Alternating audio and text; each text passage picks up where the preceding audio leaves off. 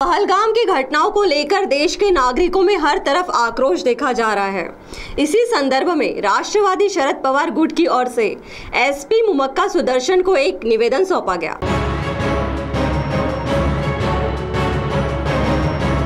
जम्मू कश्मीर के पहलगाम में हुए आतंकवादी हमले की हर तरफ निंदा की जा रही है और इस घटना को लेकर नागरिकों में काफी क्रोध है और हर तरफ इस घटना को लेकर निषेध व्यक्त किया जा रहा है और सरकार से आतंकवादियों को करारा जवाब देने की मांग भी की जा रही है। वहीं इसी पार्श्वभूमि पर राष्ट्रवादी कांग्रेस पार्टी शरद पवार गुट की ओर से पुलिस अधीक्षक मुमक्का सुदर्शन को एक निवेदन दिया गया। इस मौके पर राष्ट्रवादी कांग्रेस पार्टी शरद पवार गुट के पदाधिकारी मौजूद थे, जिसमें चंद्रपुर जिला शहर उपाध्यक्ष राहुल देवतले के साथ एडवोकेट निमेश मानकर, मनोज बंटीवार, वसंत पवार, सुहास पिंगे, अभय राउत आदि उपस्थित थे। तो आइए सुनते हैं इस निवेदन के संदर्भ में राष्ट्रवादी शरद पवार गुट के चंद्रपुर जिला शहर उपाध्यक्ष राहुल देवतले ने क्या कहा। आज माननीय जिल्हा पोलीस अधिकारी साहेबांना आज निवेदन देण्यात आले राष्ट्रवादी काँग्रेस पक्षातर्फे, जो 22 तारखेला पहलगाम इथे काश्मीर पर्यटकांवर दहशतवाद्याकडून जो हल्ला झाला त्या हल्ल्याच्या राष्ट्रवादी काँग्रेस पक्षातर्फे आम्ही जाहीर निषेध करतो। या हल्ल्यामध्ये जे पर्यटक आज स्वर्ग म्हटले जाते,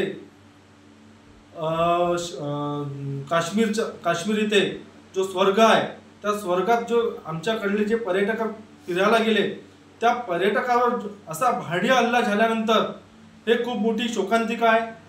त्या ठिकाणी कोणतीही पोलीस यंत्रणा नव्हती। आज एवढ्या मोठ्या संख्येने तिथे पर्यटक असल्यानंतर 370 कलम हटवल्यानंतर त्यांच्या मनामध्ये एक ही गोष्ट होती की आम्हाला आज इथे कोणती भीती नाही, पण एवढ्या मोठ्या संख्येने पर्यटक राहिल्यानंतर तिथे कोणती सैनिक तैनात नाही।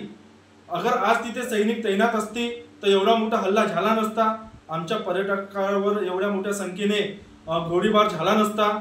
आज ज्या मृत्युमुखी पडलेल्या पर्यटकांना राष्ट्रवादी काँग्रेस पक्षातर्फे आणि चंद्रपूर शहर वाशांतर्फे मी भावपूर्ण श्रद्धांजली अर्पण करतो। असे हमले झाले नाही पाहिजे। वारंवार जे हमले होऊन राहिले याचा मी जाहीर निषेध करतो। सरकारने कुठेतरी याची दखल घेऊन जसेच्या तसे उत्तर या